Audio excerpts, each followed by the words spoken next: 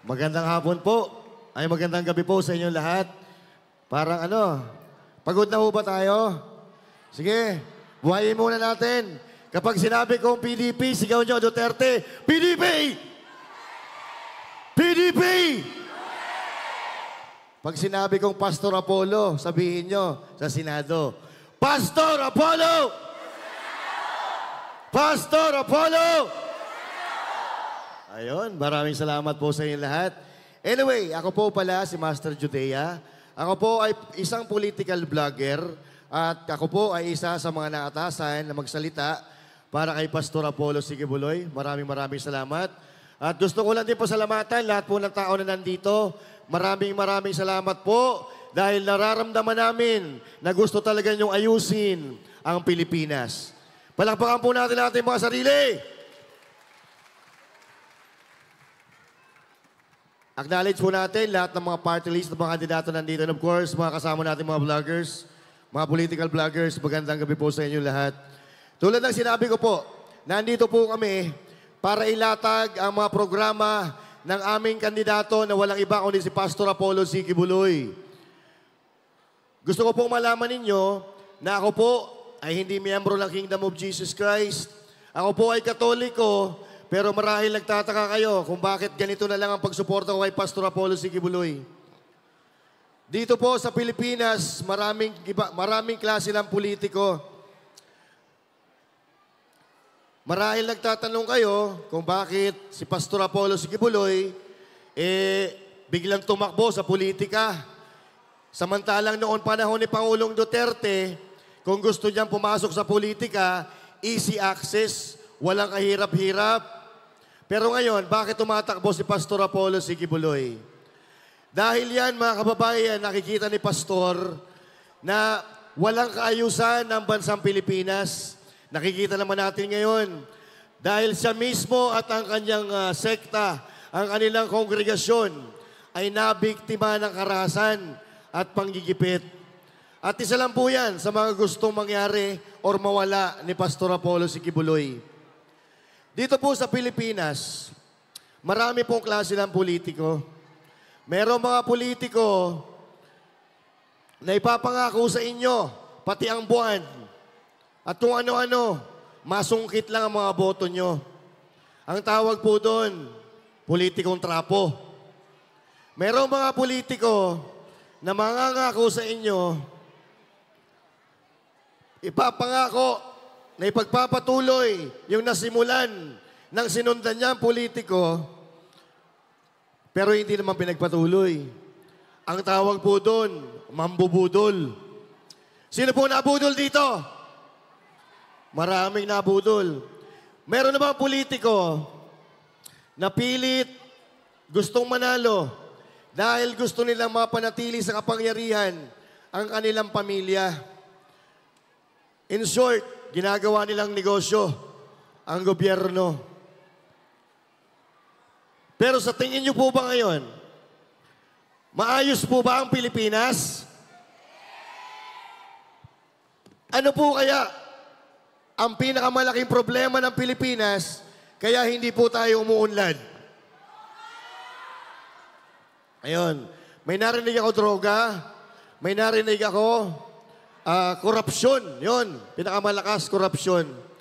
Yan ay ilan lamang po sa mga problema na kinakaharap ng ating bansa ngayon. Pero ang pinaka-number 1 po dyan, korupsyon. At isa po, sa numero 1 na plano ng aming kandidato na si Pastor Apollo Sigibuloy ay ang tinatawag na zero corruption. Ito po ba ay imposible or ito ba ay posible? Mga kababayan, ang korupsyon ay posibleng matanggal. Kung mayroong leader na maninindigan at talagang ipagbabawal niya ang korupsyon. Saan nangyayari kasi ngayon para nagtatakipan? Nagtatakipan ng mga kandidato, natatakot. Natatakot sa senador, natatakot sa congressman, natatakot kay mayor, natatakot sa presidente. Sa madaling salita, walang mga yagballs. Walang paninindigan. Pero may isang kandidato ako na punong-puno ng paninindigan. Isa po dyan, si Pastor Apollo Sikibuloy. Dahil ikinulong na, nilusob na ang kanilang simbahan, hindi pa rin nagpatinag, nananatili na nakatayo, naninindigan sa kabutihan at katotohanan. Galit na galit sila kay Pastor kasi hindi nila kayang bayaran ng pera si Pastor Kabuloy. Alam niyo po ba, noong mga nakaraang panahon, may mga politiko na lumalapit kay Pastor, binabayaran ng bilyon-bilyon para pagtakpan ang kanilang kamalian, kasinungalingan, at pandarambong. Pero hindi yung pinatulan ni Pastor Apollo Sikibuloy. Kaya ayun, siya ngayon ay nakakulong. Nakakulong sa hindi malamang dahilan kung ano ba talaga kasalanan niya. Siya ba ay ganito, siya ba ay ganyan, pero walang malinaw na kaso na nakasampa sa kanya. Yung mga hearing, dinidelay para hindi siya makalabas. Para hindi siya makapangampanya. Kaya kami nandito sa inyo ngayon. Kinakausap namin kayo, mata sa mata, puso sa puso, para hingin po ang suporta po ninyo. Ngayong darating na eleksyon, Mayo 12, 2025.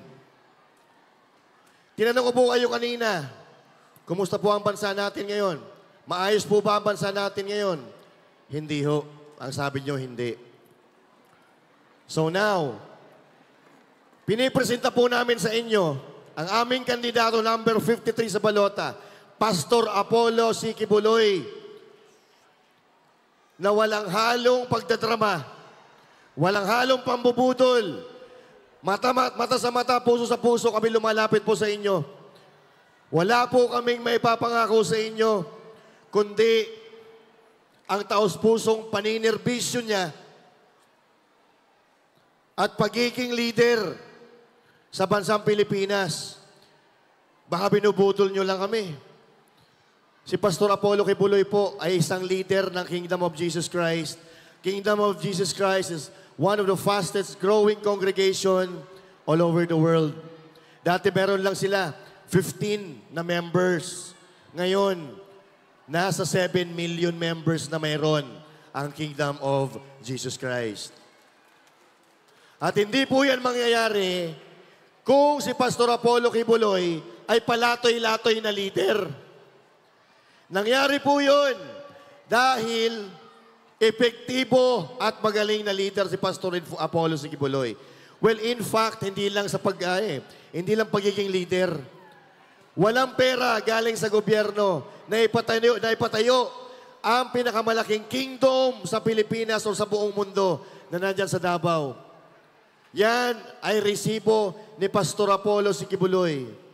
At kung mapapasyal kayo sa Glory Mountain, sa Prayer Mountain, paraiso sa lupa na maituturing ang mga lugar na yan na walang iba nakagawa niyan, kundi si Pastor Apollo Kibuloy. Walang pera galing sa gobyerno. Pwede po i-check. Pwede nyo po i-check yan sa Google, sa Facebook, or sa YouTube, yung mga sinabi ko. Prayer Mountain, Glory Mountain. Alam nyo ba sa loob ng Kingdom of Jesus Christ, ay para silang namumuhay sa isang bansa na first world country? First world country meaning, hindi sila namumroblema sa pagkain, hindi sila namumroblema sa pera, hindi sila namumroblema sa transportasyon, hindi sila namumroblema sa kung ano-anong bagay. Katulad ng tinaranas ng mga ordinaryong Pilipino sa iba't ibang panig ng Pilipinas. May 7 milyon po na miyembro ang Kingdom of Jesus Christ na masaganang namumuhay, mapayapa, masigla, dahil sa pamumuno ni Pastor Apollo Sikibuloy. Alam nyo, naiinggit nga ako bilang Katoliko. Sana, iniisip ko, kung may leader tayo na katulad ni Pastor Apollo Sikibuloy, sana dinadanas natin yung dinadanas ng kanyang mga miyembro. Kaya ngayon, mga kapatid, mga kababayan, ini-extend ni Pastor Apollo Sikibuloy ang kanyang kamay para matulungan tayo. O maraming politiko, pinapangakuan tayo ng pinapangakuan. Binabalik naman natin ang binabalik sa kanilang mga pwesto. Pero ano nangyayari sa ating bansa? Nananatiling lugmok, nananatiling mahirap. Mag-focus po tayo doon sa zero corruption. Zero corruption, yan po ang number 1 na pangarap ni Pastor Apollo Sikibuloy para yung Pilipinas maging Kingdom of Jesus Christ sa pamamalakad at mapunta tayo doon sa kanyang pinapangarap na first world country na Pilipinas.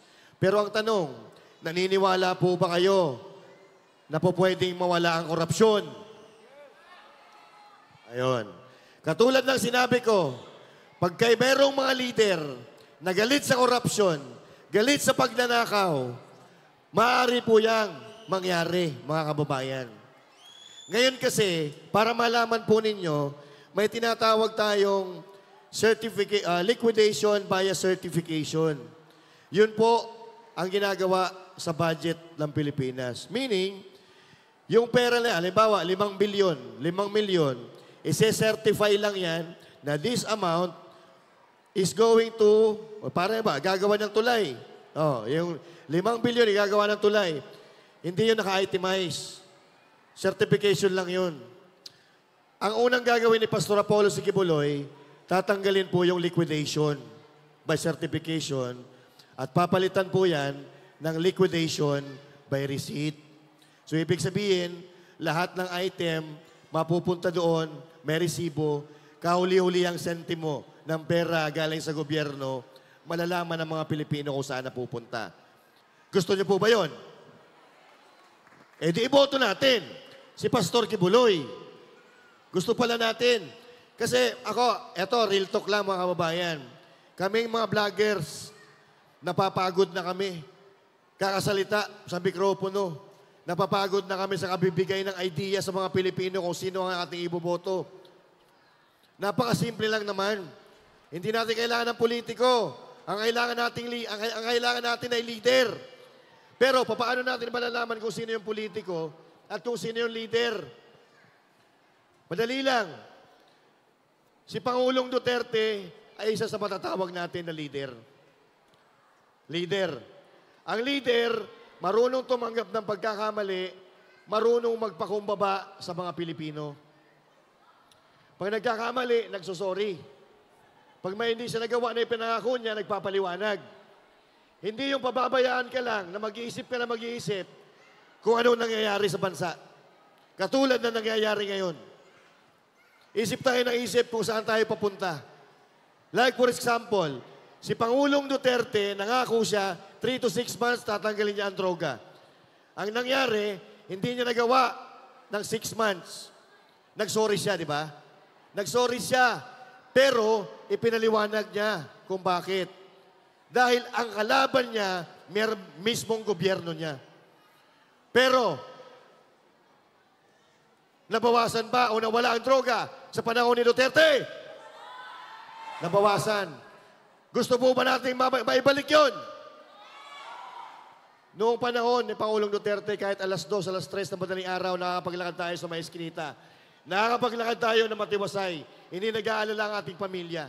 Pero ngayon, ano na? Bumalik na naman tayo doon sa mga unang panahon.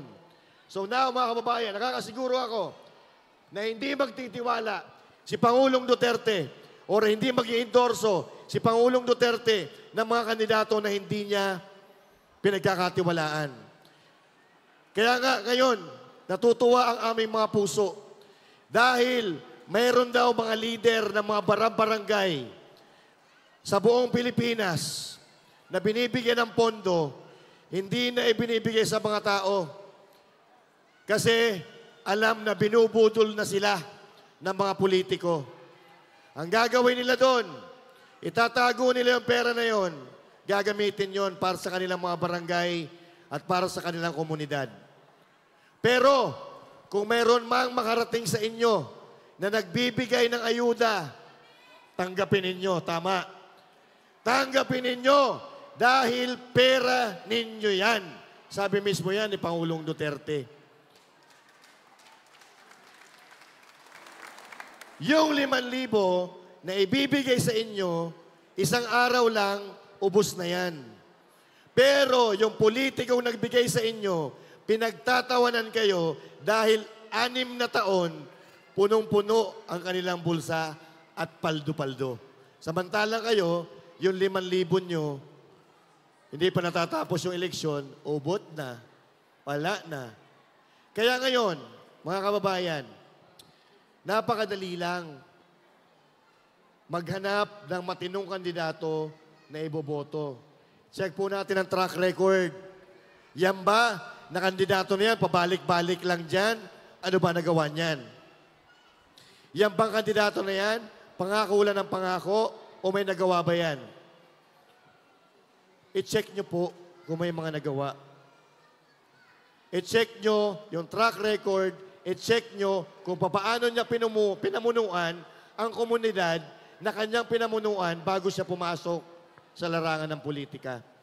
Kaya nga kami, hindi na kami nag-iisip kung anong sasabihin para i-promote si Pastor Apollo Sikibuloy dahil lahat ng ebidensya nandiyan naman sa social media makikita. Ang gusto lang namin, pag-aralan ninyo, puntahan nyo sa social media para malaman nyo kung ano ang mga advokasya at mga ginagawa ni Pastor Apollo Sikibuloy mula noon hanggang ngayon. Kami ay dating kritiko. Binabanatan namin si Pastor. Pero nagkamali kami nung inimbitahan na kami doon sa kanilang Kingdom of Jesus Christ. Kasi kahit gaano kami maghanap ng kamalian na imababato namin sa kanila, wala kaming maibato. Dahil yung puso nito purong-puro. Malinis. Alam mo ba na mga miyembro na yan, 7 milyon, pero wala dyan nagninigarilyo kahit isa. Walang naninigarilyo dyan kahit isa. Walang nagsusugal dyan kahit isa. Walang umiinom dyan kahit isa. Ganyan katino, magpalakad si Pastor Apollo Sikibuloy.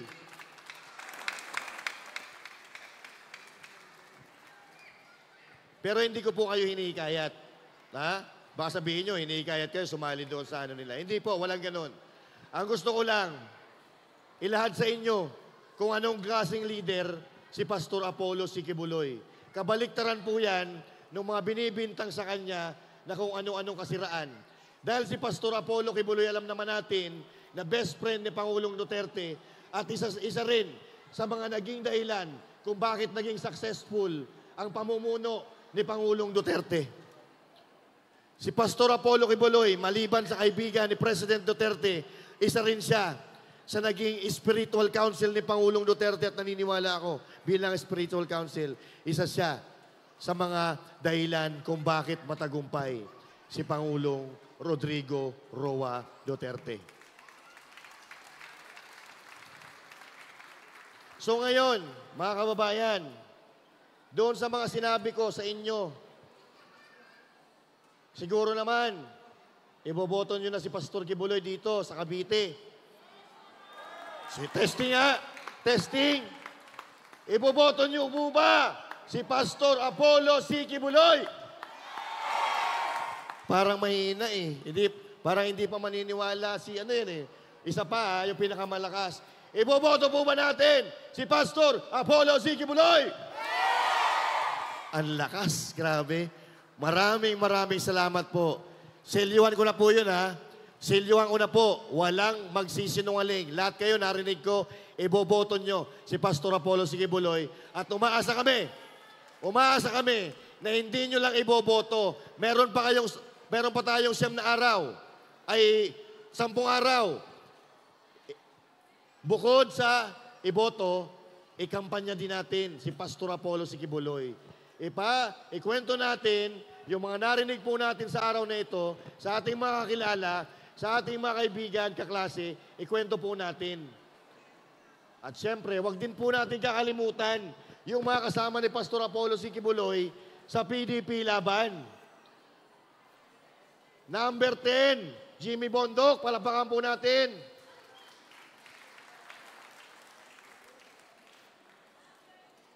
Number 22, Tatak Duterte, Bato de la Rosa.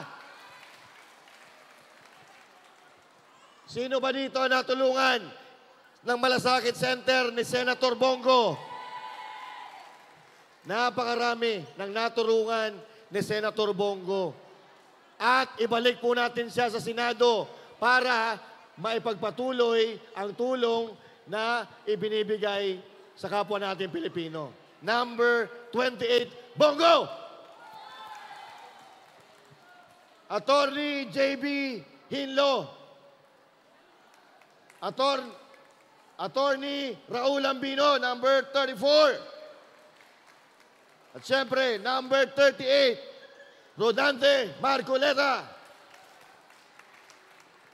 Number 56, Attorney Vic Rodriguez. Ito yung mga nanay dito, mga idol to artista.